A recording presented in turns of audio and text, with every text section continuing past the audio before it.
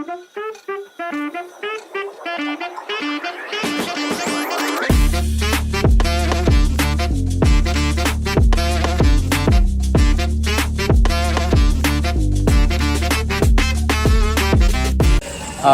warahmatullahi wabarakatuh. Oke teman-teman, terima kasih atas waktunya. Sebelumnya, perkenalkan dulu, saya sendiri David Arya Karipradana dengan NIM 2231367 dan di sebelah saya teman saya Arya dengan NIM 223113347. Nah, pada kesempatan sore hari ini kita akan melakukan wawancara untuk kelengkapan tugas Pendidikan Pancasila, yaitu realisasi Pancasila. Di tengah kami ada Mas Ama. Ya. Selamat datang, Mas. Ya. Nah, Mas Ama mungkin boleh perkenalan dulu. Ya, sebenarnya Assalamualaikum warahmatullahi wabarakatuh. Perkenalkan, nama saya Prayudha Tama, biasa dipanggil Ama. Saya sekarang mahasiswa S2 di Universitas Gadjah Mada. Saya juga ada beberapa kerjaan dan saya warga Wonosari, Baleharjo. Lebih tepatnya di RT 1 RW 2 Jalan MGR Sugio Pranoto, Wonosari, Baleharjo. Dan saya diminta untuk menjadi narasumber tentang tugas produk proyek realisasi Pancasila ya. Ya. Oh, pertanyaannya. Oke, baik. Mungkin itu perkenalan dari Mas Ama sendiri. Kita akan langsung masuk ke pertanyaan aja untuk instrumen wawancaranya. Mas Ama, ini enaknya saya manggil Mas Ama atau gimana? Ya. Oke. Mas Ama, di daerah atau wilayah Mas Ama itu sendiri tuh ada nggak sih aturan tertulis tentang aktivitas warga di daerah Mas Ama? Kalau aturan spesifik yang tertulis sebenarnya hampir tidak ada. Ya. Mungkin aturan untuk ketentraman warga mungkin kayak dilarang memakai knalpotbrong, jam belajar masyarakat dimulai dari jam 8 sampai jam 10 itu cuma himbauan sebenarnya, tapi nggak aturan karena itu nggak bersifat mengikat sebenarnya. Mungkin itulah kalau aturan tertulisnya etis aja ya. Iya, untuk efisiensi aja sebenarnya. Oh gitu, berarti dapat disimpulkan di daerah tempat tinggal Mas Ama ini ada peraturan yang mungkin nggak tertulis dan tidak mengikat antara warga dan peraturan tersebut ya Mas ya? Iya. Oke, kalau emang ada peraturannya, tentang apa sih peraturan itu kira-kira? Kalau peraturan tidak ada Mas sebenarnya. Oh berarti nggak ada? Cuma himbauan. Himbauan? Ada soal contohnya mungkin? Himbauan itu ya, contoh dilarang memakai knalpotbrong karena itu mengganggu aktivitas warga kan? Iya, tentu jelas. Dan lain-lain. Kalau aturan tertulisnya tidak ada sebenarnya. Kalau di RT saya, kebetulan kakak saya itu lurah di desa saya. Jadi ya aktivitas desa 1-2 saya tahu. Kadang-kadang sering ngobrol. Oke, karena nggak ada aturan yang mengikat atau tertulis ini, gimana sih cara agar kehidupan di kampung itu tuh berjalannya lancar gitu dan tentram itu sendiri? Tanpa peraturan, karena ini di desa ya, konteksnya di desa. Mungkin kalau di kota, saya kira itu perlu suatu peraturan. Kalau di desa itu jiwa gotong royongnya itu masih tinggi Mas. Masih tinggi, oh ya. Dan saling menghargainya itu tinggi. Jadi tanpa aturan tertulis masyarakat itu masih berjalan sangat baik. Karena ewuh pekewuh lah kalau kata Jawa, ewuh pekewuh dan bisa saling menghargai tanpa ada yang ngatur. Karena terikat sama moralitas sama etika itu sendiri. Kalau di desa itu ya lebih bagus lah menurut saya. Terutama karena di tempat tinggal saya itu masih desa, di Gunung Kidul. Berarti lebih ke kesadaran masing-masing ya? Iya. Oke, kita beralih ke bagian lain. Di daerah Mas Ama sendiri, ada nggak sih acara rutin yang hampir mungkin bulanan atau mingguan tuh dilaksanakan di kampung atau di daerah Mas Ama? Ada, rutin tuh ada. Dilaksanakan tiap bulan di tanggal yang sama biasanya. Perwakilan di tiap kakak mengadakan arisan. Dan terkadang diisi dengan sosialisasi dan pemberian informasi juga. Jadi di per bulan itu ada arisan dan menyampaikan informasi untuk warga. Biasanya di arisan itu disampaikan juga. Berarti jatuhnya per bulan ya? Iya. Acaranya arisan. Kira-kira apa sih tujuan diadakan arisan itu atau acara rutin gitu? Pertama ya silaturahmi antar warga ya. Kedua, informasi yang perlu disampaikan antar kerukunan warga itu sendiri. Ya. Dan kegiatan RT atau RW itu juga disampaikan di situ. Mungkin contoh nih, besok akan ada kerja bakti untuk membangun jalan gitu. Ya. Bangun jalan desa, diminta di hari Minggu gitu, pagi sampai siang di tempat ini. Bisa jadi disampaikan di arisan dan lain-lain lah yang berhubungan untuk aktivitas warga itu sendiri atau problem-problem yang ada biasanya. Ya biasanya berarti ada bahas tentang masalah-masalah juga ya yang ada di daerah Ada. itu waktu. Kalau emang ada, kira-kira apa aja sih yang masalah-masalah yang mungkin pernah dialami atau dihadapi di daerah sama ini? Seumpama nih RT lain ada pencurian. Oh, Pencurian. ini berarti faktor eksternal ya? Warga diimbau untuk naruh motor ya di dadar dalam, helm dalam karena di desa lain ada pencurian baru marak atau ya informatif yang itu kategori penyakit sosial mas seperti COVID ini. Itu walaupun itu nggak terjadi di desa kami ataupun di RT kami, ketika itu terjadi di sekitaran kami itu disampaikan juga dan tetap disampaikan buat himbauan juga ya. Iya. Kira-kira solusi apa sih yang bisa dipakai atau digunakan ketika ada masalah itu tadi? Ketika Seperti ada masalah bagaimana nih? Kalau solusi, misalnya tadi kan di daerah di kampung daerah Mas Ama itu ada yang pencurian, kasus pencurian, ya kan? Solusinya apa yang dilakukan mereka? Bentuknya biasanya tetap mitigasi mas. Karena kan pencegahan kan ini kita bicara pencegahan itu pasti mitigasi. Contoh himbauan, ronda lebih intens. Dan lewat himbauan dan ronda lebih intens itu kan termasuk mitigasi sebenarnya. Kalaupun itu akan ada atau diindikasi akan ada tindak pidana gitu, bahwa pencurian itu sendiri. Biasanya seperti itu.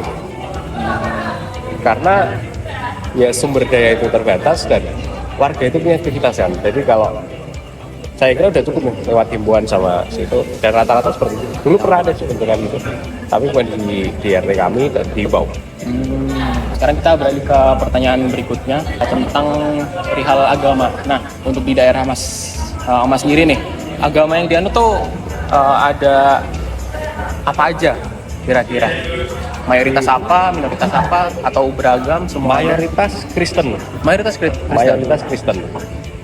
Dan ada Kristen, ada Katolik dan Islam. Di desa saya itu mayoritas Kristen. Justru bukan Islam yang mendominasi? Bukan. Malah justru Kristen. Kan di daerah Mas Sama ini kan banyak agama ya, beragam gitu kan. Kira-kira gimana sih rasa buat meningkatkan rasa toleransi antar sesama agama itu tadi? Karena kalau agama ya, toleransi agama itu mungkin udah berjalan turun-temurun ya dari dulu ya, karena minority dan mayority itu udah kebentuk dari dulu, walaupun lama-kelamaan Islam itu lama-lama menurunkan. Dan kalau di tempat saya tuh bahkan yang parkir di gereja itu warga setempat tuh malah Islam yang parkir. Dan ketika, jadi emang diperbolehkan juga gitu ya? Ya, jadi kan kalau mayoritinya Kristen itu di Sabtu Minggu itu pasti ramai, parkir itu pasti ramai. Dan yang parkir malah warga situ ya Islam juga, nggak mandang agama juga. Bahkan di perayaan agama saya nih, saya kan Islam, agama saya kayak Idul Fitri, itu tetangga-tetangga saya yang Kristen juga datang dan bersalaman juga. Dan nggak ada soal untuk masalah toleransi itu. Berarti nggak ada sebuah kendala gitu ya dalam membangun kerukunan antar beragama ya? Tidak ada. Bagus berarti ya. Sama ini Mas, Mas Ama ini kan statusnya sebagai warga ya di daerah Mas Ama. Nah, gimana sih peran Mas Ama sendiri dalam membangun gotong royong di daerah Mas Ama atau antar warga? Ya, pertama mengakomodir dan meningkatkan jiwa gotong royong antar warga masyarakat itu sendiri sih Mas. Kalau berarti ikut serta aja? Ikut serta, minimal ikut. Dan kalau gotong royong itu rame sih Mas ya. Karena biasanya diambil di hari Minggu, di hari-hari yang warga itu emang di rumah. Dan warga itu kan punya nggak enakan lah Mas, pakai itu tadi. Jadi ketika tetangga ikut dan kita nggak ikut tuh ya kita ngerasa nggak enak. Nggak enak. Seumpama jalan desa dicor sama warga, orang kita juga ikut pakai gitu kan. Dan Walaupun mungkin pribadi kita nggak enak nih, tapi orang tua kita pasti bilang lah, ikut aja gitu. Pasti ya juga. Oke, tadi kan Mas Ahmad juga sempat bilang mitigasi seperti tadi pencurian itu kan salah satunya juga mengikuti ronda malam, mungkin diperketat ya kan jamnya, mungkin ditambah gitu kan. Ada nggak sih aturan yang mengikat jika tidak mengikuti ronda malam ini akan didenda atau dikucilkan dari warga kira-kira? Kalau itu nggak ada, nggak ada, dikucilkan nggak ada. Saya itu kan kadang nggak ikut ronda juga Ya, kan, kadang kan saya di Jakarta, kadang di Jakarta, kadang di Jogja kan, dan nggak masalah, warga itu mentoleransi. Oh dianya baru ada kegiatan yang lain nih, tapi ketika saya pulang saya juga nggak ikut gitu kan, saya juga sawung ngobrol dan lain-lain, itu hal-hal yang wajar sebenarnya. Karena kesibukan orang kan kadang masing-masing dan ya ke masyarakat itu penting, tapi kan ya kita juga di pribadinya juga penting. Di daerah Mas Ahmad sendiri ada nggak sih jimpitan? Mungkin buat teman-teman yang belum tahu jimpitan, kalau di daerah Jawa ini jimpitan ini biasanya disimbolisasikan dengan mengambil uang di setiap rumah. Biasanya di depan rumah itu ada kayak tempat buat naruh uang. Ini biasanya uangnya itu dialokasikan buat yang ronda malam. Biasanya ntar keliling ngambil uang itu. Nah, di daerah Mas Ahmad ini ada nggak? Ada. Jimpitan itu kalau zaman dulu beras pun boleh, Mas. Nah, iya. Nggak harus uang berarti nggak ya? harus uang. Tapi nominalnya pun nggak ditentuin. Ya ada beberapa RT yang ditentuin minimal 500 perak gitu kan. Yeah. Minimal seharinya 500, kalau dikasih 10.000 ya udah berapa kali gitu kan. Dan kadang dikasih kembalian juga gitu kan. Ada uang itu dikasih kembalian, kebanyakan gitu kan juga ada. Dan itu ada jimpitan tadi, dan tiap malam juga ada yang ngambil. Nah, mau nambahin nih, jimpitan ini wajib atau enggak nih buat Wajib. setiap warganya? Wajib. Setiap hari harus banget ngisi. Harus isi. Harus ngisi. Kira-kira kalau nggak ngisi gimana, Mas? Nggak apa-apa juga atau kita ini. Jimpitannya belum, Pak ya. tetap diminta gitu ya berarti ya? Wajib ya berarti. Tapi berarti kan nggak ada sanksi kan kalau misal orangnya lagi pergi jauh, ternyata belum masang jimpitan, nggak ada sanksi. Biasanya kan kalau kita mau pergi nih, saya mau pergi, rumah ditinggal, saya kan bilang ke tetangga atau ke siapa lah ya warga situ, saya bilang saya mau ke Jakarta, titip rumah. Nanti tolong dilewatin, kalau ronda dilewatin karena rumahnya kosong. Biasanya selalu ngabarin sih, jadi oke. Ya, kita beralih dari hal jimpitan tadi, kita masuk kembali ke agama tadi. Nah, di daerah Mas Ahmad nih, ada nggak sih kegiatan tentang keagamaan yang dilaksanakan secara rutin gitu? Kayak bulanan atau mingguan, bahkan harian mungkin? Kegiatan keagamaan ya? Ya kalau harian ya ke masjid ya kan? Ya, pasti. Sholat jamaah ke masjid. Jumat. TPA itu juga buat Tiap hari sore gitu ya? Sore TPA, juga kadang ada kajian. Ya normal lah, secara syariat itu normal kalau untuk yang beragama Islam. Untuk yang beragama Kristen juga ada bimbingan Kristen itu di gereja. Itu hampir setiap hari juga ada. Sabtu Minggu juga mereka ibadah. Ini normal sesuai syariat agama masing-masing ya. Berarti kayak nggak ada, misal nih satu desa ngadain pengajian di masjid tertentu gitu, nggak ada ya? Enggak. Lebih ke mungkin bersih-bersih sebatas merawat fasilitas yang ada gitu ya? Iya. Karena biasanya kan ada pengurusnya masing-masing. Mas Ahmad ini kan bisa dibilang anak muda ya? Iya. Nah, kira-kira ada kegiatan nggak sih untuk pemuda seumuran Mas Ahmad ini di kampung yang udah berjalan sebelumnya? Ada, termasuk Karang Taruna juga. Jadi pemuda itu ada organisasinya kayak Karang Taruna Desa. Terus kalau di desa itu Mas, terutama ada orang nikah, nyinom, rewang. Kalau nggak hadir orang tuanya marah. Kayak orang tua saya ini. Saya tetangga saya ada yang nikah, terus saya nggak hadir bantu-bantu. Dimarahin orang tua saya. Karena kenapa nggak bantu gitu ya? Mereka itu baru perayaan dan kamu tuh yang bantu gitu loh. Orang besok tuh kalau kita ada apa-apa juga mereka bantu. Nggak butuh mereka gitu kan. Jadi nggak biasa ya. Dan rata-rata pemuda situ sama yang sedih saya kenal. Karena ketemunya rata-rata kayak rapat Karang Taruna lah atau event yang lain. Berarti bisa dibilang kegiatan pemuda ini di daerah Mas Ama ini terbilang aktif ya berarti ya? Aktif. Terstruktur juga berarti ya? Iya. Kalau tentang kegiatan di sama kan Islam ya? Tentang keagamaan kayak takmir di masjid itu tuh jalan nggak sih Mas di daerah Mas? Jalan. Setiap masjid itu ketika mempunyai jamaah pasti punya takbir. Iya. Kalau di desa saya ya mungkin ada yang enggak, tapi saya belum menemukan. Jadi ketika jamaah itu berkumpul dan menunjuk pengurusnya kan gitu jadi ya. Iya.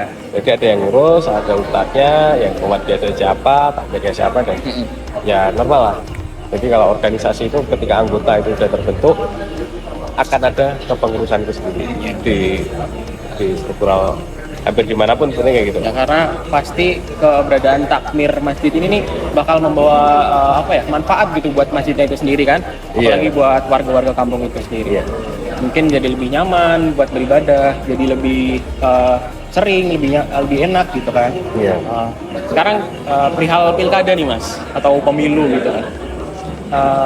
Hubungan kerukunan warga nih baik-baik aja nggak? Soalnya kan pasti kan antar warga kan punya pilihan yang berbeda gitu kan.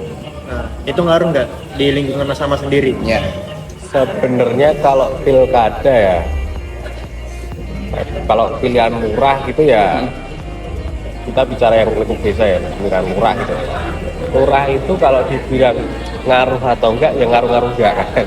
Kenapa? Kalau rukun orang itu pasti rukun. Ya. Karena kadang mungkin pikir lagi tetanggaku lama masuk perkara kayak gini gitu kan. Tapi kan orang punya pilihan kan Mas. Yang ini ternyata saudaranya lurah A, yang ini saudaranya lurah B. Mainnya jadi beda gitu. Jadi beda. Nah, gitu aja sih. Tapi itu cuma event seasonal ya, seasonal Ya, di season itu aja. Waktu itu aja. Ketika pemilihannya udah kelar Selesai, ya udah kembali masing-masing. kembali biasa aja, ngobrol biasa itu nggak ada Mas isu-isu yang perkara pilkada aneh-aneh, apalagi pileg atau pilpres itu ya nggak ada. Cuma karena itu kan isu seasonal yang tiap tahun itu selalu berulang dan penyikapannya juga berusaha. Sekarang saya mau tanya personal tentang pendapat Mas Ama itu sendiri. Kira-kira bentuk kegiatan ini nih seperti sikap peduli lingkungan atas masyarakat di sini tuh nilainya gimana sih menurut Mas Ama di lingkungan Mas Ama sendiri? Udah baik atau mungkin ada yang harus diperbaiki mungkin? Kalau peduli lingkungan itu menurutku tuh baik sih Mas. Orang sakit dijengukin, tetangga ada berita apa juga kita jengukin, minimal ada perwakilan. Koordinatif secara struktural entah RT, RW, Diko sampai ke lurah juga baik. Dan setiap event warga itu juga ada acara-acara warga juga diketok rumahnya dan dibilangin. Artinya kita menghargai warga, informatif itu nyampe gitu loh.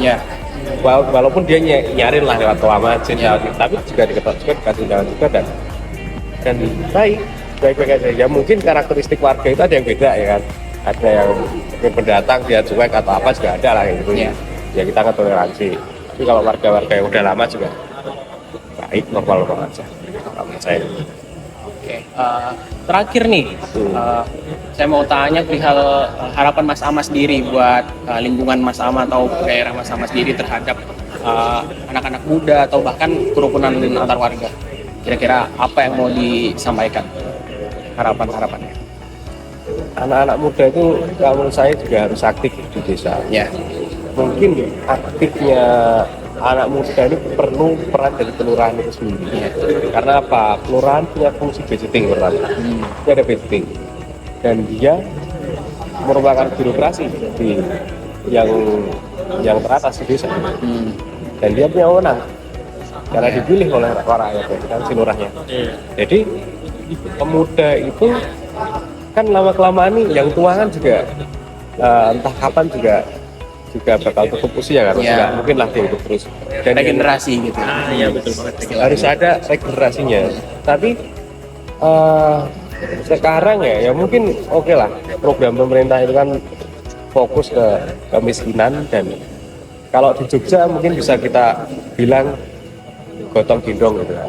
Gotong gendong, kita yang miskin kita gotong, kita gendong, UMKM yang nggak laku yang kita beli, tetangga sendiri gitu kan. Tapi untuk program untuk anak muda sendiri saya kira perlu ditambah.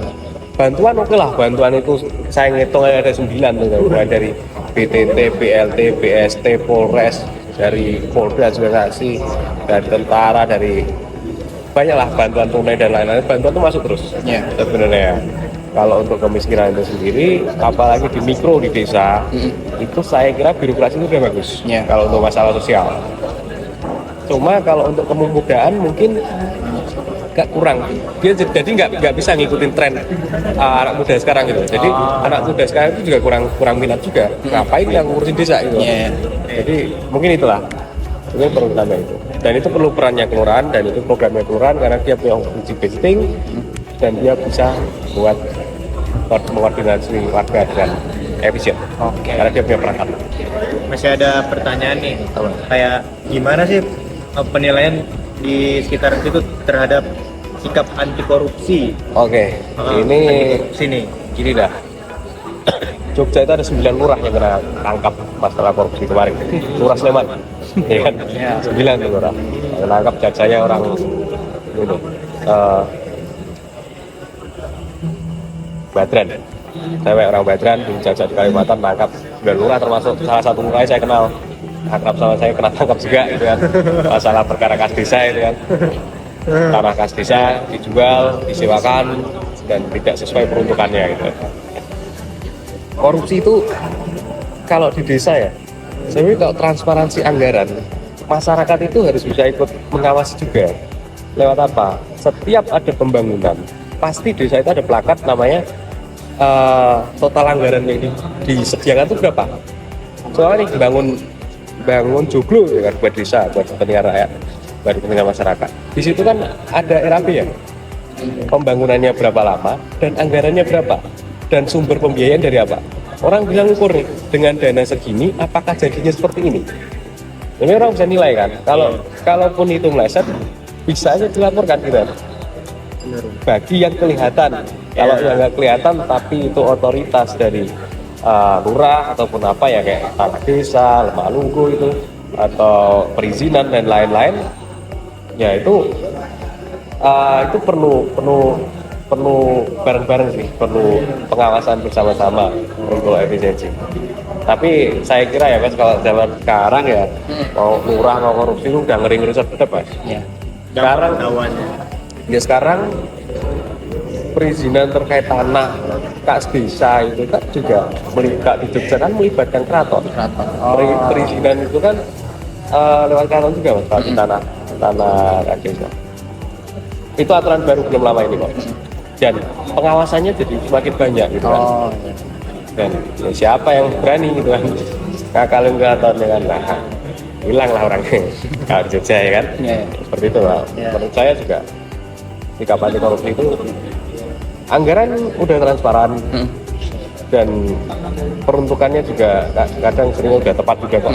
Menurut saya korupsi menurut saya juga udah mulai jarang ya kan.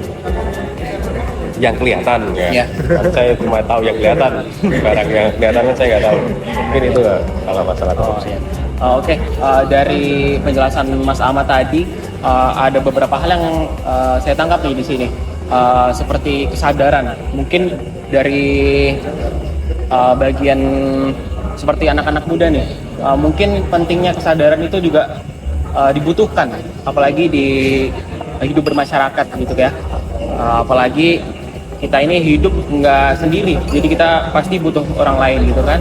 Kayaknya untuk pertanyaan sudah habis. Mungkin bisa diambil kesimpulan, kesadaran itu penting buat hidup bermasyarakat. Mau anak muda, mau orang tua sekalipun, menurut saya penting gitu. Dari kejadian di daerah Mas Ahmad sendiri, seperti ada pencurian tadi, itu dilakukan solusi dengan mitigasi. Terus mengenai hal keagamaan, toleransi yang kuat itu juga penting. Jadi ada 3 poin. Yang pertama kesadaran, yang kedua toleransi. Nah, mungkin cukup sekian. Terima kasih buat Mas Ama sudah datang di sini, sudah mau diwawancarai. Mohon maaf kalau mengganggu waktunya. Sekali lagi terima kasih. Saya tutup. Wassalamualaikum warahmatullahi wabarakatuh. Waalaikumsalam.